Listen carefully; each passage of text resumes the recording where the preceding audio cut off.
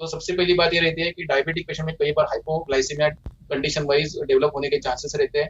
उस कंडीशन में हम लोग इस यहाँ का जो सितोप्ला जो कंटेंट है वो काम में आएगा। दूसरी बात यह कि शुक्र व सुदस की जितनी भी व्याधियां है, मेदश्च मांसम च शरीरम च क्लेदम कफोगति पस्ती प्रदूषण, मतलब मेद मांस कफदोष क्लेद, इन सब प्रकार की जहाँ जिस व्याधि में पुष्टि मिलती है, बेसिकली डायबिटीज या प्रमेय एक व्याधि नहीं है, इट्स अ सिंड्रोम। तो वो एक से व्याधि नहीं आती, उसके साथ में वो हाइपरटेंशन को लेके आता है, उसके बाद में वो रेनल डिसऑर्डर्स को लेके आता है, वो न्यूराइटिस को लेके कई सारे उसके कॉम्प्लिकेशंस है, नॉन हीलिंग अल्सर्स है। तो ऐसी कंडीशन में सभी प्रकार के स्रोतों अंतिम स्रोतों तक इसको पहुंचने की क्षमता हो, इसके लिए सितोप्ला जैसा कंटेंट यहाँ पे किस तरीके से काम करेगा। तो सितोप्ला ये जो है संस्कारानुवर्ती है, खड़ी शक्कर तुरंत नहीं बनती है, गन्ने से जूस निकला, जूस से जो आगे जो प्रोसेस बनते हैं वो संस्कार अनुवर्ती है। तो यहाँ पे बहुत सारे इंग्रेडिएंट ऐसे कि जो संस्कार, किसी के ऊपर अग्नि संस्कार है, किसी के ऊपर एक के दूसरे में परिवर्तन करने की संस्कार है। इस प्रकार से यहाँ पे खड़ी शक्कर का उपयोजन किया है। शुद्ध शिलाजित तो मेद धातु के लेखन के लिए, ओबेस पेशेंट के लिए, विकृत मेद के पाचन के लिए, आर्टेरियल स्क्लेरोसिस को क्लियर करने के लिए, उसके बाद सेनाइल डेबिलिटी में जो स्रोतों के अंदर जो आर्टरी और वेंस के अंदर जो काठिन्य उत्पन्न होता है उसको दूर करने के लिए, नॉट 100%, लेकिन यहाँ पे ये लेखन का काम जरूर करेगा। आर्टेरियल इंट्रावेनस या इंट्रा आर्टेरियल जो भी कोलेस्ट्रॉल का, लिपिड्स का जो जमा होना है, उसकी वजह से उसके लेखन के कार्य में ये काम जरूर आएगा। शिलाजित का उपयोग दूसरा है कि पुंस्व शक्ति को बढ़ाने के लिए काम करता है। तो डायबिटिक इम्पोर्टेंसी जिस कंडीशन में, जिस पेशेंट में मिलती है, वहां पे चंद्रप्रभा वटी का उपयोग जरूर उपयोजन कर सकते हैं कि शुद्ध शिलाजित को आपको अच्छी तरह से शोधित करके त्रिफलाक्वाथ में या गोमूत्र में उसका शोधन करके आप लोगों को इस शिलाजित को उपयोग में लाना है। उसके बाद है शुद्ध गुगुड़ यहाँ पे यूज किया है। एक शुद्ध गुगुड़ की एक प्रॉपर्टी लेखन भी है, जैसे कि मेदोर गुगुड़, योगराज गुगुड़, त्रिफला गुगुड़, कांचनार गुगुड़, ऐसी जितने भी गुगुड़ है उसमें बाइंडिंग एजेंट करके भी गुगुड़ को यूज में लाया जाता है। उसके बाद में ये लेखन कार्य को भी अच्छी तरह से करता है। तो मल्टीपल यूज का इंग्रेडिएंट है चंद्रप्रभा। इसमें सब उसके इंग्रेडिएंट्स के बारे में वापस एक बार सोचेंगे। वचा वेखंड, ये भी मेद का पाचन करने का काम करेगा। चिरायता जो है इसको, ये भी मेद पाचन में भी काम आएगी, एंटीपायरेटिक उसमें एक्शन है। देवदारू है, वातनाशक है।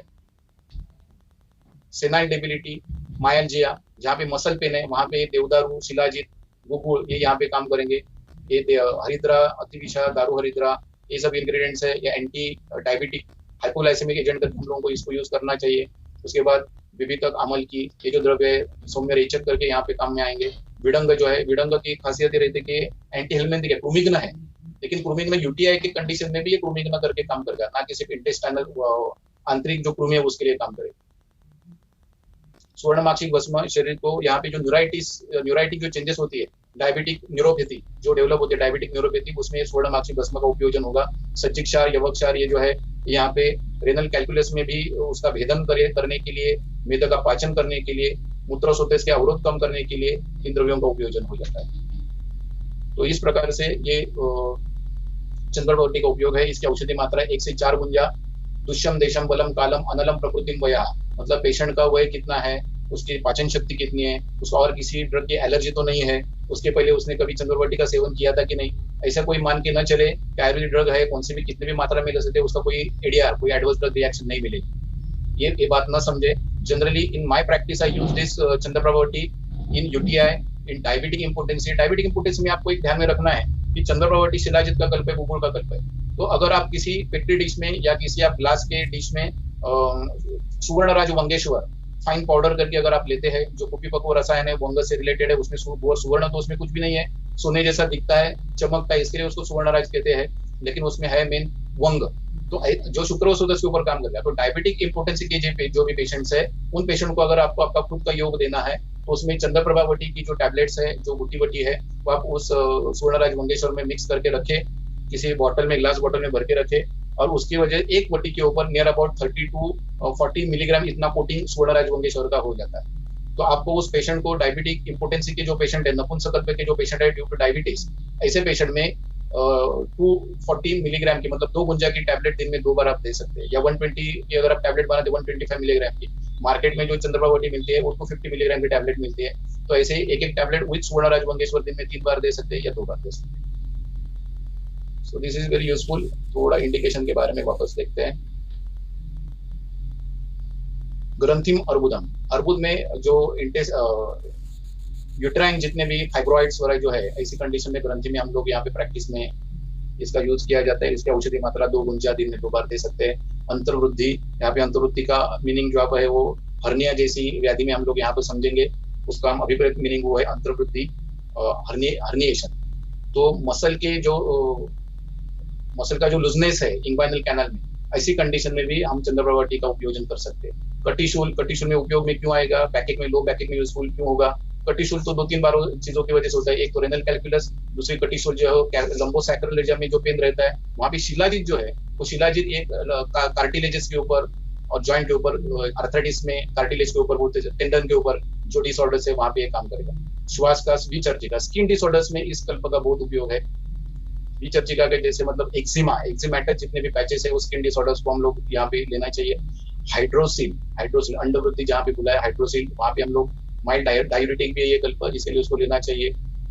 पांडुरोग कामला में दे सकते हैं क्योंकि उसमें कांतलोह भस्म है, सुवर्णमाक्षी भस्म है, ये दोनों भी इंग्रेडिएंट्स है जो पांडुरोग में काम करेंगे।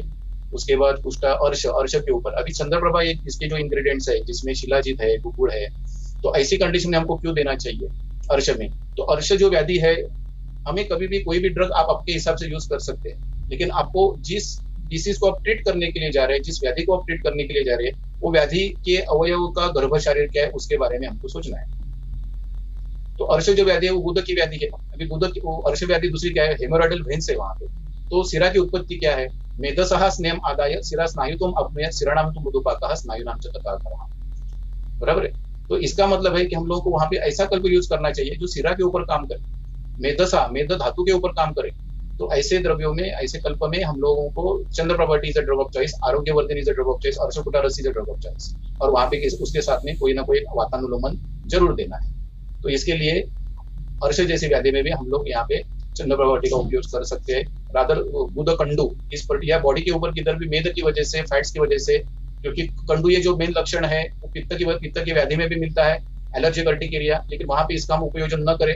लेकिन जहाँ पे कफ की वजह से डायबिटिक पेशेंट में भी कई बार बॉडी के ऊपर इचिंग ये सिम्टम देते थे, उस समय हम लोग कंडू का उपयोग करेंगे। गुदकंडू जहाँ पे है वहां पे भी हम लोग यूज करेंगे क्योंकि इसका इंग्रेडिएंट में विडंग है, पुल्लिंग द्रव्य है, एंटी हेलमेंथी करके उसका उपयोजन है। लिहोदर भगंदर के जो पेशेंट है, जिनका फिस्टुलेक्टोमी का ऑपरेशन हुआ है, या जिन लोग भगंदर से पीड़ित है, फिस्टुला से पीड़ित है, स्त्रावी कोई अर्श है, ऐसी कंडीशन में चंद्रप्रभा हम लोग उपयोग में लाएंगे। दंत रोगम, नेत्र रोगम, इन दोनों चीजों में मैंने कभी यूज नहीं किया है, लेकिन डायबिटिक पेशेंट में जो जिंजिवाइटिस वाला जो डेवलप होता है, गम्स के जो डिसऑर्डर्स रहते हैं, पायूरिया डेवलप होता है, उस चीज में हम लोग इस कल्प का उपयोजन कर सकते हैं। आर्तव, श्रीणाम आर्तवजा मूर्जम, मेंस्ट्रुअल साइकिल के समय जो गर्भाशय में उदर में जो पेन है, एब्डोमिनल पेन, वहां पे हम लोग लोअर एब्डोमिन के जो पेन है, पीसीओडी जो है, वहां पे हम लोग इस कल्प का उपयोजन करेंगे। पुंसाम शुक्रताम, जिसके बारे में आपको मैंने पहले ही बताया, दोषान मंदाग्निम अरुचिम तथा वायुम पित्तम कफम हन्या, सर्वरोग प्रणाशिनी करके उसका उल्लेख है। बल्या वृषा रसायनी, इंपोर्टेंसी के आपके पेशेंट आएंगे, वहां पे आप शिला जत्वादी वटी या तो फिर चंद्रप्रभा वटी, इन कल्पों का आप उपयोजन कर सकते हैं।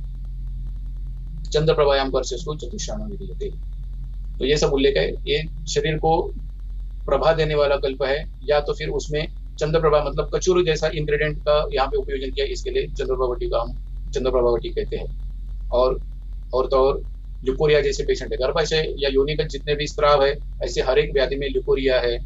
उसके बाद fungal infection, local fungal infection है, ऐसी किसी भी कंडीशन में हम लोग योनिगत स्त्राव है, ऐसे कौन से भी व्याधि में हम लोग इसका उपयोजन कर सकते हैं। लेकिन इसका अनुपान हम लोगों को अशुकारिष्टम ऐसा या लोधरास हो, इस प्रकार से रखना चाहिए। And thank you very much. अगर आपको किसी को कुछ क्वेश्चन पूछना है, डायबिटिक पेशेंट में इफ आई गेट फास्टिंग और पोस्ट लंच दोनों का अगर शुगर क्रॉस कर रहा है 250 to 300 के ऊपर, तो उसके लिए हम लोग वसंत कुसुमाकर जैसे कल्पों का उपयोग करते हैं। लेकिन अगर उसके नीचे है और HbA1c अगर 8 तक है, तो हम लोग चंद्रप्रभावटी का उपयोग हम लोग करते हैं। लेकिन इसके साथ कॉम्बिनेशन में कोई पार्श्वशुद्धि जरूर देनी चाहिए, या निशा कत्थक आदि कषायम जिसमें हरिद्रा, दारुहरिद्रा, आम्रहरिद्रा जैसे इंग्रेडिएंट्स का उपयोजन किया है। चंद्रप्रभावटी को देते समय या तो कोई एक आसव या कोई अरिष्ट या कोई निशा कत्थक आदि कषायम जैसा क्वाथ उसके साथ में दिया, तो उसका इफेक्ट अच्छी तरह से मिलता है, ऐसे हमने प्रैक्टिस में पाया।